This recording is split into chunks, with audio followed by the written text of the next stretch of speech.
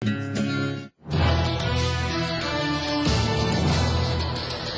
te take whanganui wanganui kia whakawhiti atu tātou i nāia nei ki tō mātou mātanga tōranga pū a Tina Wycliffe kei waho i te whare kaunihera o whanganui. Tina.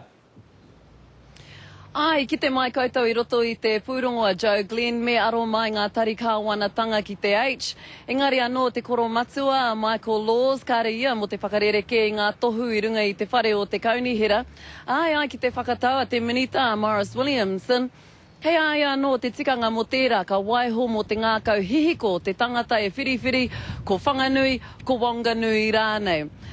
O tira ka tira i tēnei wā, nōku te whiwhi no mātou te whiwhi kua whakapiri mai, tēnei o ngā waha kōrero mo tēnei o ngā take o tira mo ngā iwi mana whenua o whanganui, a Shay Wilson.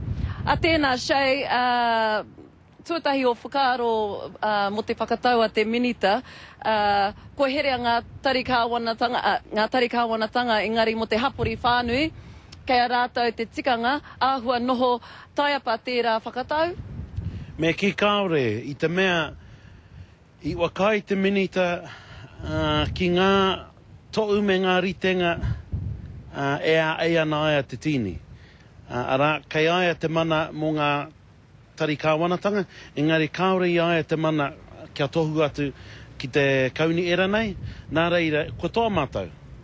Kua toa mātou kia mana i te reo tuatai. Kia mana i te reo o te awa e rere nei, kia mana i te reo Māori. Tuarua, kua toa mātou i te mea ka tini tō mātou ingoa i runga i ngā māpi, i te mea ko Linz tērā, ka tini tō mātou ingoa i ngā uara i o te motu, i te mea ko Transit tērā, e rātu āuatanga katoa tatu mai ki ngā tarikawanatanga uri i te motu.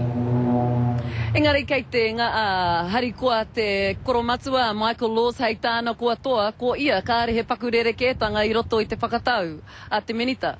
E nui te rerekētanga. Kei te harikoa i mua i te menenga tangata, engari kua rongo au i ana riri, i te putanga ki wao, no reira aia a tērā, ko te kaupapa ko te ingoa, ko te kaupapa ko te reo. E ara i te mea ko te kaupapa ko tēnei tangata.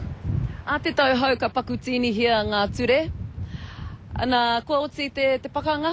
Kua oti tō koutou pakanga ki te koromatua? Me ki rā, kua oti tēnei waanga, kia waka tā mātou mo te krii me te. A te tau o, ka uri anō ki ngā kaupapa o te wā pērā ko tō mātou awa e rere nei. Ana, me tēnei kauni era, e rātu āuatanga katoa. Tēnā koe Shay, whakawātea mai koe ki te kōrero mai kia te karere o tira, me hoki te rākau kōrero kia koe e kingi.